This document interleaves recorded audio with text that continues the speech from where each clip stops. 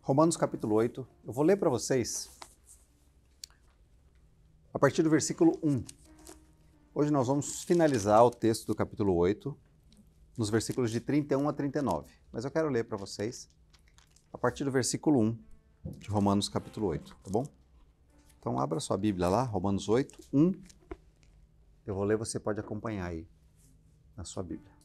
Agora, portanto, já não há nenhuma condenação para os que estão em Cristo Jesus. Pois em Cristo Jesus, a lei do Espírito que dá vida os libertou da lei do pecado que leva à morte. A lei não era capaz de nos salvar por causa da fraqueza da nossa natureza humana. Por isso, Deus fez o que a lei era incapaz de fazer, ao enviar seu Filho, na semelhança de nossa natureza humana pecaminosa, e apresentá-lo como sacrifício por nosso pecado. Com isso, declarou o fim do domínio do pecado sobre nós, de modo que nós agora não seguimos mais nossa natureza humana, mas sim o Espírito. Possamos cumprir as justas exigências da lei. Aqueles que são dominados pela natureza humana pensam em coisas da natureza humana, mas os que são controlados pelo Espírito pensam em coisas que agradam o Espírito. Portanto, permitir que a natureza humana controle a mente resulta em morte. Mas permitir que o Espírito controle a mente resulta em vida e paz. Pois a mentalidade da natureza humana é sempre inimiga de Deus. Nunca obedeceu às leis de Deus e nunca vai obedecer. Por isso, aqueles que ainda estão sob o domínio da natureza humana não podem agradar a Deus. Vocês, porém, não são controlados pela natureza humana, mas pelo Espírito, se de fato o Espírito de Deus habita em vocês. E se alguém não tem o Espírito de Cristo, a ele não pertence. Uma vez que Cristo habita em vocês, embora o corpo morra por causa do pecado, o Espírito lhes dá vida, porque vocês foram declarados justos diante de Deus. E se o Espírito de Deus, que ressuscitou Jesus dos mortos, habita em vocês, o Deus que ressuscitou Cristo Jesus dos mortos dará vida também ao seu corpo mortal por meio desse mesmo Espírito que habita em vocês. Portanto, irmãos, vocês não têm de fazer o que a sua natureza humana lhes pede, porque se viverem de acordo com as exigências dela, morrerão. Se, contudo, pelo poder do Espírito fizerem morrer as obras do corpo, viverão, porque todos os que são guiados pelo Espírito de Deus são filhos de Deus. Pois vocês não receberam um espírito que os torne de novo escravos medrosos, mas sim o Espírito de Deus, que os adotou como seus próprios filhos. Agora nós os chamamos Abba, Pai, pois o seu Espírito confirma ao nosso espírito que somos filhos de Deus. Se nós somos seus filhos, então somos seus herdeiros e, portanto, co-herdeiros com Cristo. Se de fato participamos do seu sofrimento, participaremos também da sua glória. Eu considero que o nosso sofrimento de agora não é nada comparado com a glória que ele nos revelará mais tarde. Pois toda a criação aguarda com grande expectativa o dia que os filhos de Deus serão revelados. Toda a criação, não por vontade própria, foi submetida por Deus a uma existência inútil, na esperança de que com os filhos de Deus a criação seja gloriosamente libertada da decadência que a escraviza. Pois nós sabemos que até agora toda a criação geme, como em dores de parto. Nós, os que cremos, também gememos, embora nós tenhamos o Espírito em nós como antecipação da glória futura, pois nós aguardamos ansiosos pelo dia em que desfrutaremos nossos direitos de adoção, incluindo a redenção do nosso corpo. Nós recebemos essa esperança quando fomos salvos. Se já temos alguma coisa, não há necessidade de esperar por ela. Mas se esperamos por algo que ainda não temos, devemos fazê-lo com paciência e confiança. E o Espírito nos ajuda em nossa fraqueza, pois nós não sabemos orar segundo a vontade de Deus, mas o próprio Espírito intercede por nós com gemidos que não podem ser expressos em palavras. E o Pai, que conhece cada coração, sabe quais são as intenções do Espírito, pois o Espírito intercede por nós, o povo santo, segundo a vontade de Deus. E sabemos que Deus faz todas as coisas cooperarem para o bem daqueles que o amam e que são chamados de acordo com o seu propósito.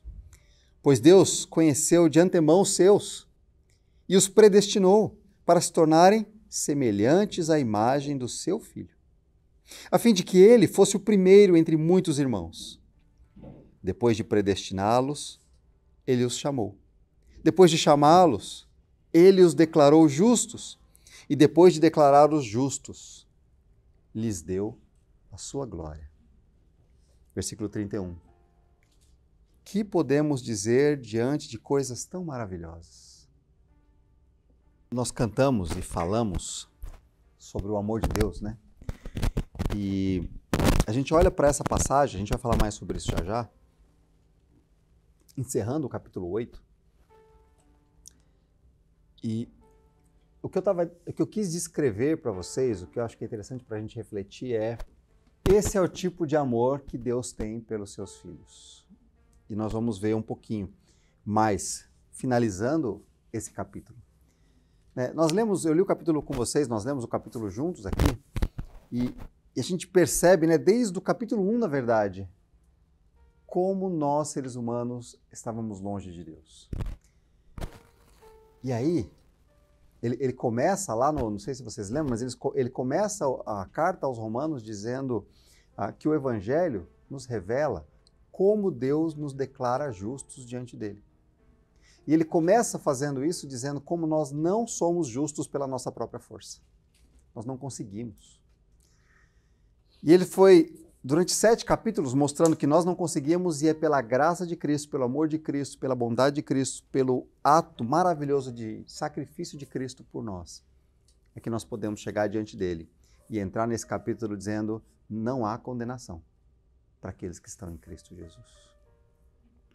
E aí ele nos chama então a uma vida que honra a esse nosso Deus. Por quê? Porque temos o Espírito Santo habitando em nós. E aí ele vai terminar então, na semana passada a gente falou sobre o futuro, sobre a glória do futuro. E hoje eu quero falar um pouquinho então sobre esse amor de Deus que nos resgatou, que nos trouxe para perto sem merecermos e nos prepara para uma vida, para um futuro tão glorioso, tão perfeito, sem a gente merecer nada disso. Esse é o amor de Deus, o amor que Deus tem por seus filhos. E a primeira parte desse amor que eu quero descrever com vocês é um amor sacrificial, um amor generoso, um amor disposto a dar pelo bem do outro. Irmãos, o mundo não sabe o que é amor de fato. O amor que o mundo prega por aí é um amor muito limitado, é um negócio muito superficial, é muito baseado em circunstâncias, baseado em boa vontade, baseado naquilo que eu recebo, baseado naquilo que eu ganho antes, ou se, sei lá, a pessoa fez alguma coisa para mim, ou se ela é importante para mim, ou se ela está perto de mim. A gente já viu em todos esses 8 capítulos que o amor de Deus demonstrado por nós vai muito além disso. É um amor generoso. Ele é disposto a dar quando ninguém está dando nada. Na verdade, ele é disposto a dar quando está todo mundo tentando tirar. Quando está todo mundo querendo bem para si, Deus olha para o outro. O sacrifício de Cristo nos mostra isso. Mas ele começa os versículos 31 e 32 falando sobre isso. Ele diz: que podemos dizer diante de coisas tão maravilhosas? Eu li para vocês várias coisas que estavam ali no capítulo 8. E uma delas foi o que a gente conversou na semana passada, versículo 28 até o 30, que todas as coisas Deus faz, Deus usa, Deus produz para que elas trabalhem juntas para o bem daqueles que o amam, daqueles que amam a Deus, os seus filhos, nós.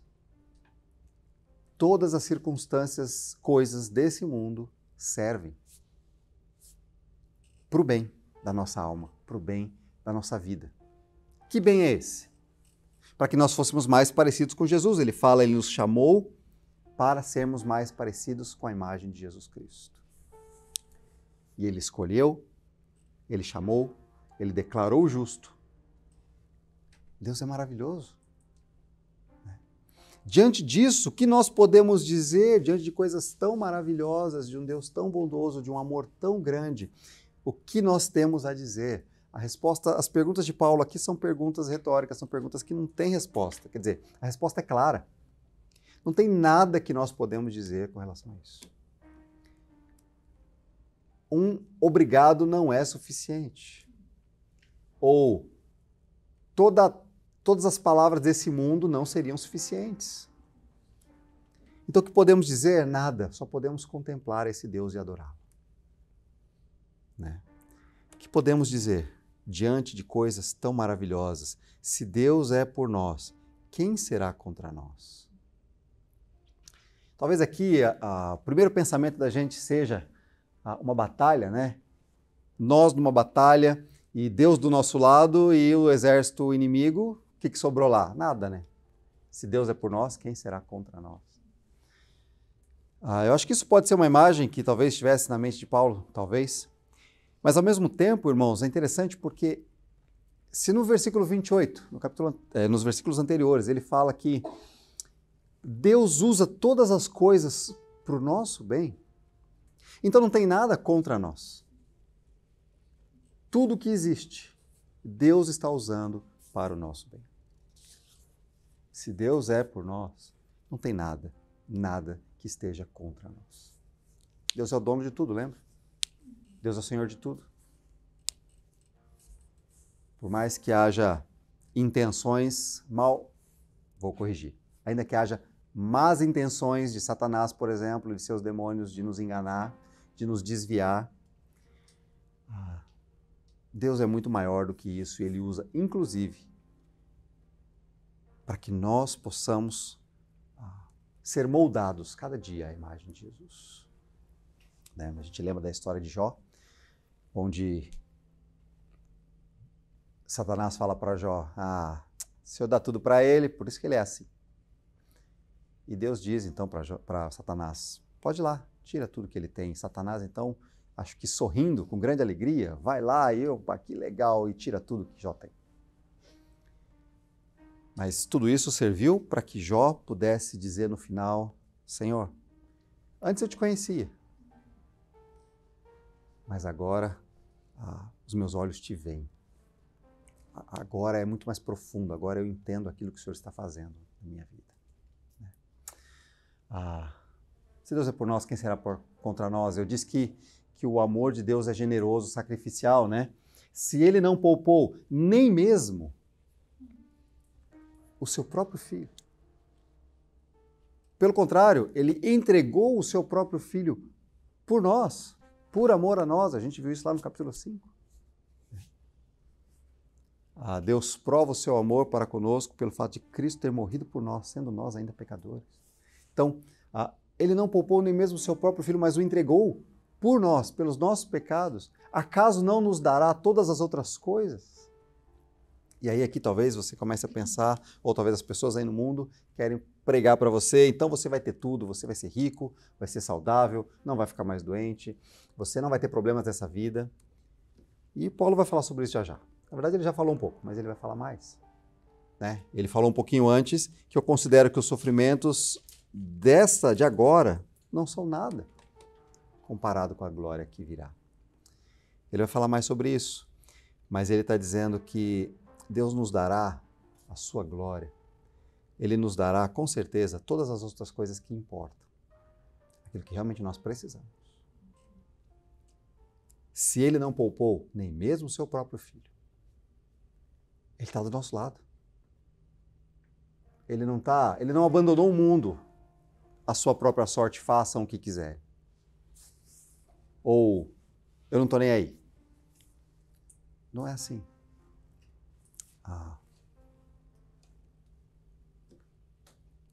Ele se importa. Então, se Deus é por nós, quem será contra nós? E aí é que eu entro nessa questão.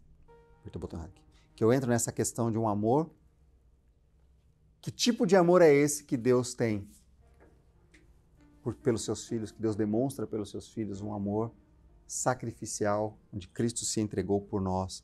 Ele é generoso. Nós precisamos aprender sobre esse Deus. Nós precisamos aprender e saber que Deus é esse Deus generoso, que entregou o seu Filho por nós, deve nos fazer aprender como nós vivemos nesse mundo, mas também como nós temos o privilégio de nos relacionar com esse Deus.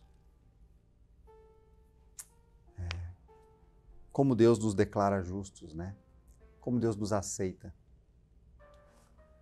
Ele nos chamou, Ele nos escolheu, Ele nos chamou, Ele nos declarou justos.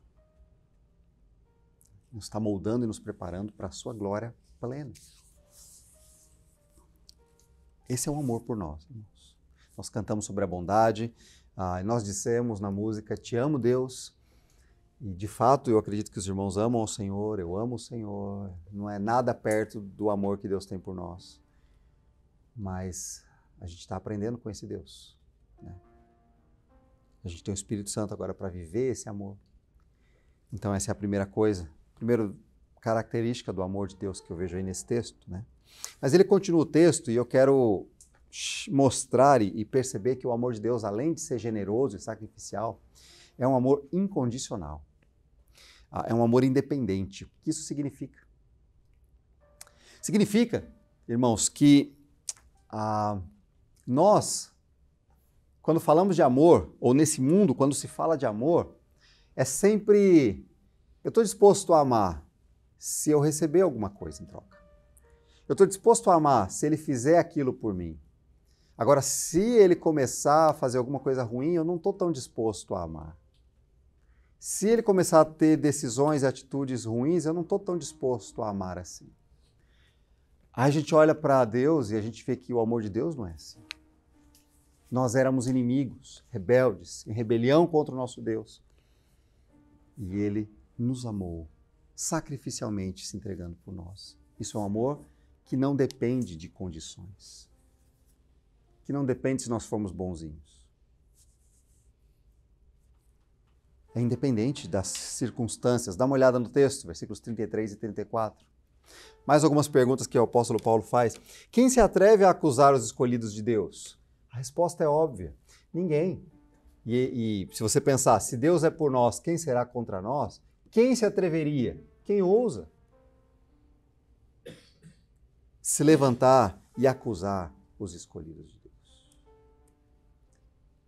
Talvez Satanás queira. Mas quem ousa fazer isso? Ninguém. Por quê? Porque o próprio Deus, Ele em pessoa, Ele mesmo, nos declara justos diante dele. A imagem de um julgamento. Não tem ninguém que possa nos acusar. Por quê?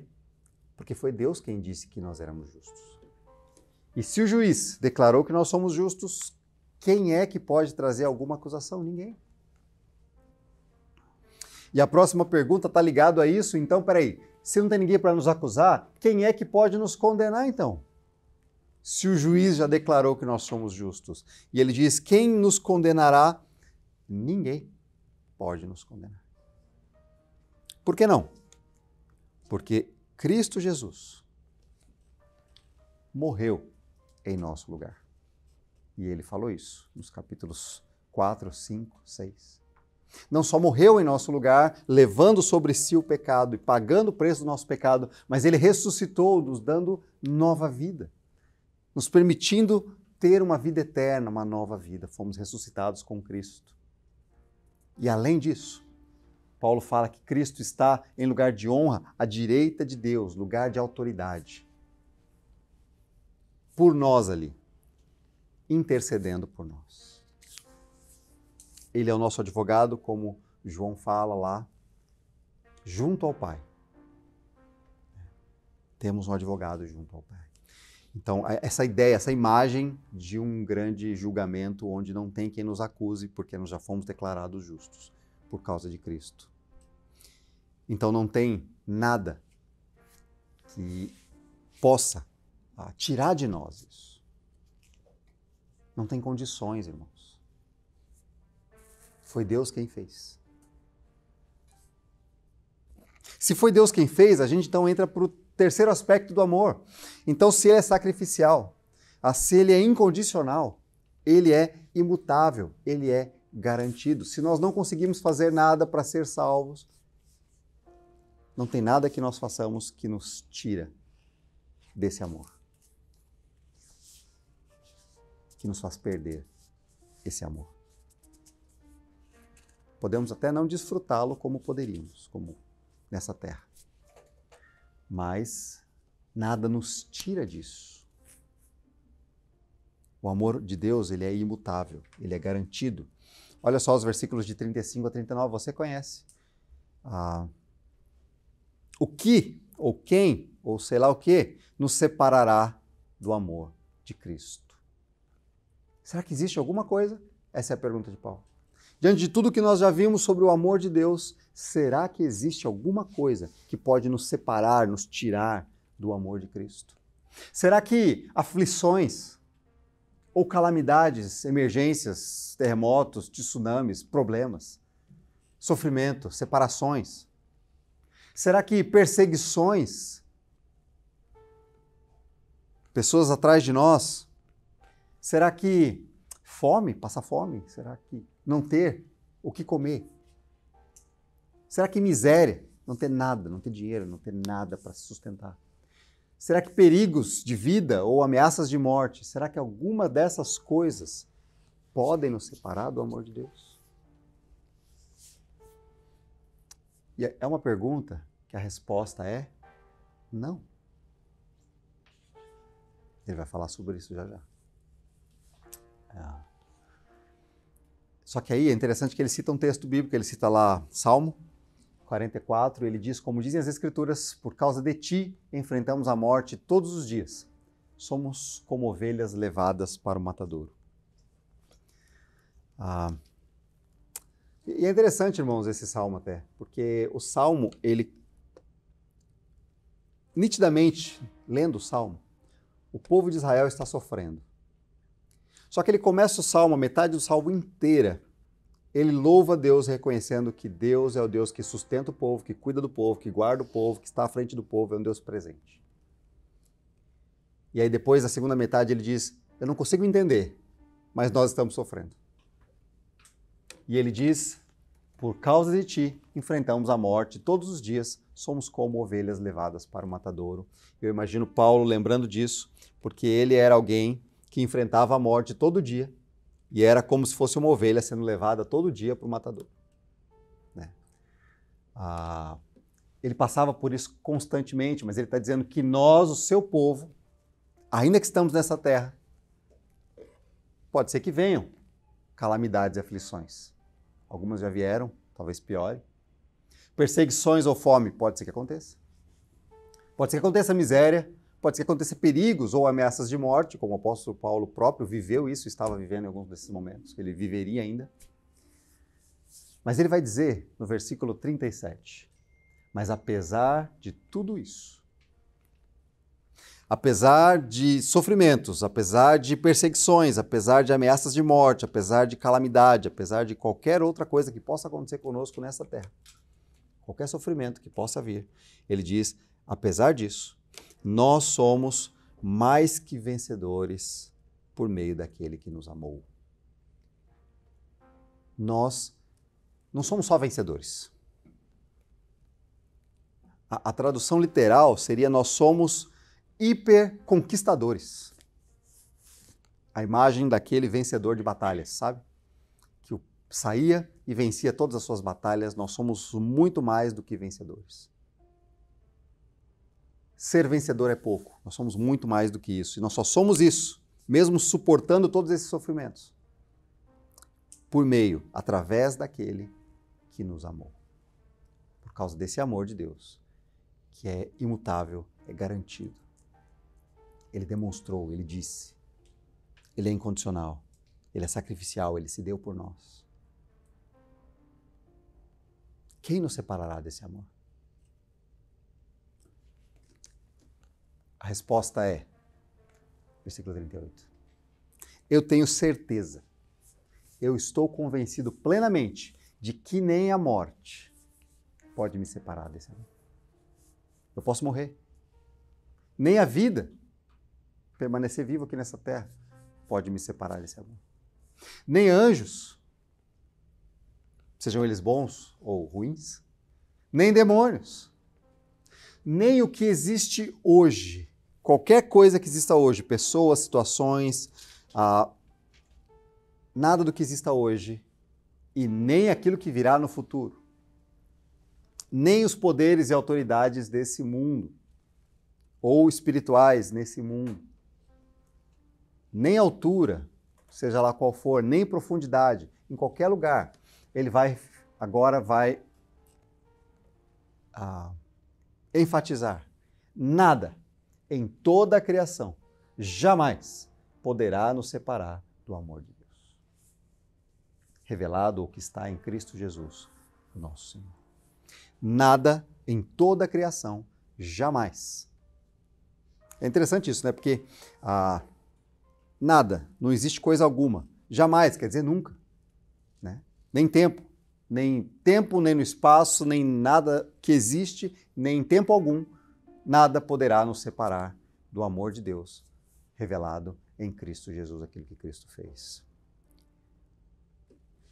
Por isso que eu disse que ele é imutável. É garantido.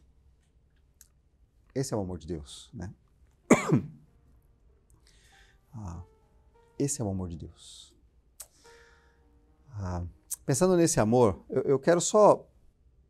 eu estava pensando numa história, numa ilustração, numa imagem, né? E um exemplo para a gente pensar aqui. Irmãos, imagina uma situação comigo, imagina uma história comigo, tá? Quero que você imagine uma situação. Imagine que eu estava dirigindo em alta velocidade, correndo muito mesmo, assim, porque eu quero. E de repente eu bati numa casa e eu causei um tremendo estrago naquela casa. E aí eu fui levado então para julgamento e, é claro, eu fui declarado culpado. E como culpado, eles decretaram lá que eu tinha que pagar 50 milhões por dono da casa. Ficou sem mão.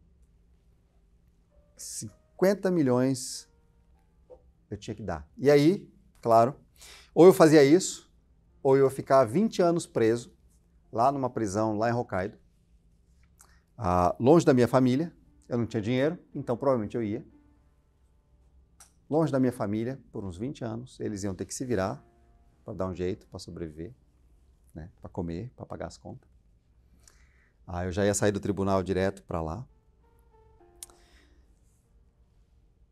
E aí eu fiquei aguardando e, de repente, o meu advogado conversou com o juiz e o juiz disse, ok, você está liberado, você pode ir. E eu, sem entender, então perguntei para o meu advogado, o que aconteceu? E aí o advogado disse que ele decidiu vender a casa dele. A casa dos sonhos que ele comprou recentemente, que ele tinha construído com a família dele, depois de muito sacrifício, de muito trabalho, ele tinha construído a casa dele, ele decidiu que ele venderia a casa dele para pagar a minha dívida, que eu não tinha como pagar.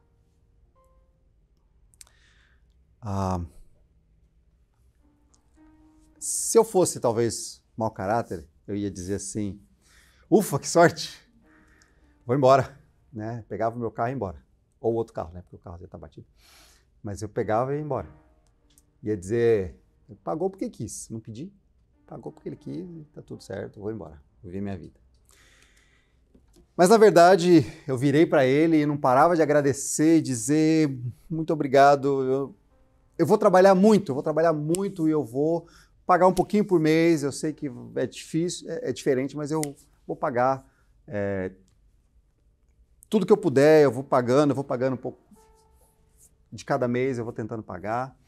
E se você precisar de alguma coisa, fala comigo, se eu puder te ajudar, te servir de alguma forma, você me avisa. Essa é a minha atitude. Aí ele virou para mim e disse assim, você não precisa me pagar. Você não vai conseguir me pagar. Na verdade, faz o seguinte, ao invés de você tentar me pagar, pega o meu exemplo E seja a pessoa mais generosa que pensa nos outros que você puder. Seja uma pessoa que esteja disposta a servir os outros, que ajude os outros. E pensa bem em como é que você vai administrar a sua vida agora. Ao invés de você saindo dirigindo que nem louco. Pensa nos resultados disso. Pensa em como você vai usar o seu tempo. Lembra, você ia ficar preso por 20 anos. Lembra como é que você vai usar o seu tempo agora? Reflita um pouco sobre como é que você vai usar o seu dinheiro. Você estava disposto a me pagar todo mês um pouco, então pensa bem como você vai administrar o seu dinheiro. Pensa como você vai administrar o tempo com a sua família. Você ia passar 20 anos longe deles, não ia ver seus filhos crescerem. Administra bem isso. Né? Lida bem com tudo que você tem. Tenta ser essa pessoa amável e o mais generosa possível. Irmãos, ao pensar sobre isso, qual é a minha atitude? Qual é a sua atitude? Se a gente lembrar que o que Cristo fez por nós, é muito, incomparavelmente maior do que essa historinha que eu contei. Essa historinha já faz a gente pensar em algumas coisas da nossa vida. Imagina o que Cristo fez por nós, que não tem comparação. Qual é a nossa atitude, então, agora? Né? As consequências eram maiores, tudo era maior, a vida, todo o processo, tudo. Como que a gente lida com isso? Diante desse amor de Deus, eu quero só colocar algumas coisas que eu aprendi aqui, nesse texto. Eu aprendi um pouco sobre o amor de Deus. Né? Eu aprendi que o amor de Deus, ele é sacrificial.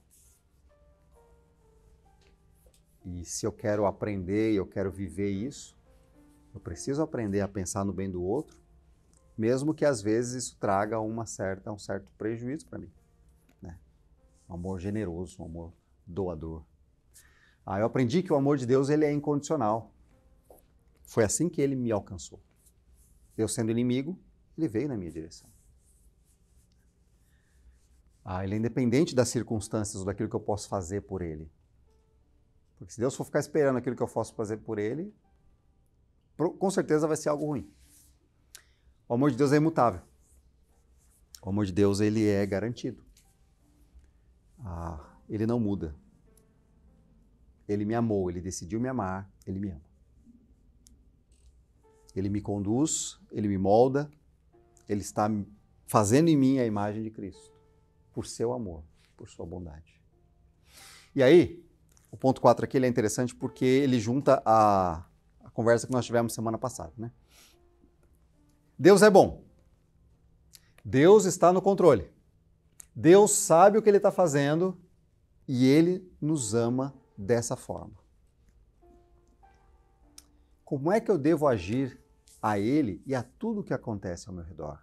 Essa é uma pergunta que eu preciso me fazer constantemente. Né?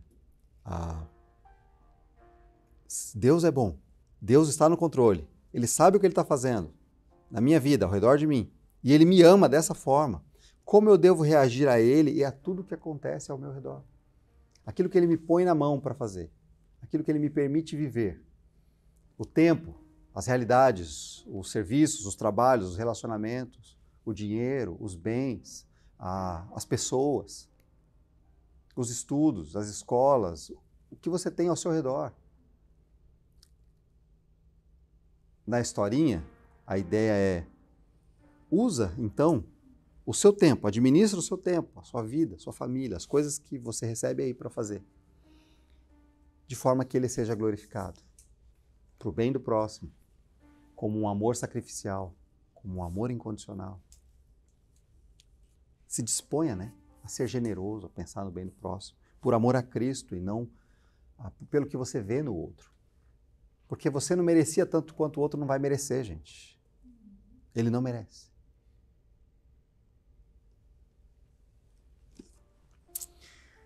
Como eu vou reagir a isso? A Deus, amoroso desse jeito, e a tudo que Ele me permite viver. E por último aqui, mesmo diante de tudo isso, nós acabamos deixando Deus de lado em pequenas coisas. Eu olho para tudo isso, e eu olho para a minha própria vida, e eu percebo, eu aprendo isso, que mesmo diante de tudo isso, eu acabo deixando Deus de lado em coisas tão pequenas. Eu ignoro Deus. Eu prefiro optar pela minha própria vontade do que por aquilo que Deus quer fazer. Por aquilo que é o que agrada a Deus de fato. O que podemos dizer diante de coisas tão maravilhosas? Temos que nos prostrar diante dele e adorá-lo. Opa, pulei. Para a semana. Para a semana é o seguinte, algumas perguntas a se fazer. O que eu aprendo sobre Deus diante desse texto de hoje? Essa é a minha pergunta para você. Essa é a pergunta que você tem que fazer para si mesmo. O que eu aprendo sobre Deus? Eu falei sobre o amor de Deus. Então, o que eu aprendo sobre o amor de Deus? Sobre o amor de Deus por mim. E como isso afeta o meu relacionamento com Ele. É mais do que simplesmente eu vou para a igreja, leio a Bíblia, estudo a Bíblia, sou teólogo, sei lá. É mais do que isso. É como isso afeta o meu relacionamento com Deus, saber que Deus é esse Deus amoroso. Esse Deus poderoso que se importa. Como isso afeta a leitura da Bíblia e a oração que eu tenho com Deus. Aproveitando os momentos com Deus, sabe? Aproveitando os momentos com Deus. É mais do que fiz, cheque. Fiz aquilo. É mais do que isso. É o meu relacionamento com Deus. Como saber sobre esse Deus amoroso afeta o meu relacionamento com Deus? Eu aproveitar os momentos que eu tenho de conversa, de bate-papo, de ouvir Deus, de falar com Deus. E é mais do que sentir, irmãos. É na sua leitura bíblica. É aquilo que Deus está te falando agora através desses textos. É as orações que nós fazemos, que nós fizemos hoje, que nós fazemos em casa, que você faz com Deus em todo o tempo, na rua, no carro, no banheiro, trabalhando, estudando. Conversas nossas com Deus, tempo com Deus. Como nós somos desafiados no relacionamento com Deus.